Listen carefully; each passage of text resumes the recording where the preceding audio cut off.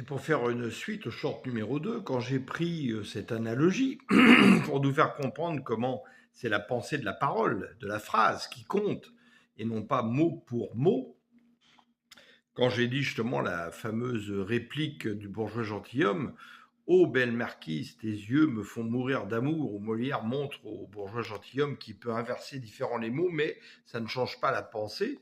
Si je dis justement, par exemple, ô Seigneur, l'amour de ta parole, l'amour de ta maison me font mourir et t'aimer davantage chaque jour, je meurs comment? Je meurs aux choses du monde pour pouvoir justement gagner la vie, la véritable vie.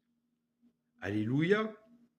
Donc le Saint-Esprit parfois va te parler justement, et très souvent même, en s'appuyant sur la pensée de l'Éternel, la pensée de Christ, qui est marquée dans 1 Corinthiens 2, et non pas la pensée du monde, et il va te parler de façon différente que la Bible, mais en s'appuyant sur la pensée de la parole qui est inspirée par le Saint-Esprit dans la Bible.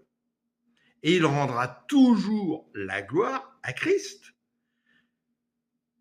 Si tu es rené d'en haut et que l'Esprit vit en toi, que tu deviens la parole vivante qui parle à travers ta bouche par celui qui vit en toi, tu dois être capable d'avoir le discernement de savoir ce qui vient de l'Éternel, ce qui n'en vient pas, et que celui qui parle rend-il la gloire à Christ ou à lui-même. Ce qui est marqué dans Jean 7, 16, 17, 18, et à quoi nous devrions répondre en tant que témoins et serviteurs fidèles du Seigneur. Alléluia. Alors arrêtons d'étouffer le Saint-Esprit. Nous venons limiter Dieu aujourd'hui dans l'action que nous devrions faire. Pareil, nous avons peur d'aller dans les ténèbres. Là, je discutais avec des frères, on va évangéliser sur le bord de l'eau, et il y a plein de bars autour de nous qui font plein de bruit, etc. Mais après avoir évangélisé, après avoir chanté sur le bord de l'eau, nous devrions peut-être rentrer justement à plusieurs dans ces bars, nous mettre à table, etc., parler du Seigneur à haute voix, et que des frères et sœurs qui là peuvent entendre soient interpellés par nos paroles, viennent vouloir s'asseoir à côté de nous pour en entendre parler davantage.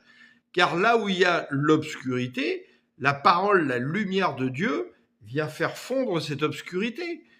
On a l'impression qu'on a peur d'aller là où il y a l'obscurité. Jésus nous a bien dit, je ne suis pas venu appeler les justes, mais les malades, ils sont où? Ils sont dans les lieux où il y a l'obscurité. Alors n'ayons pas peur, allons-y. Nous sommes la lumière du monde. On n'est pas là pour évangéliser les évangélistes. Malheureusement, on est obligé de le faire aujourd'hui.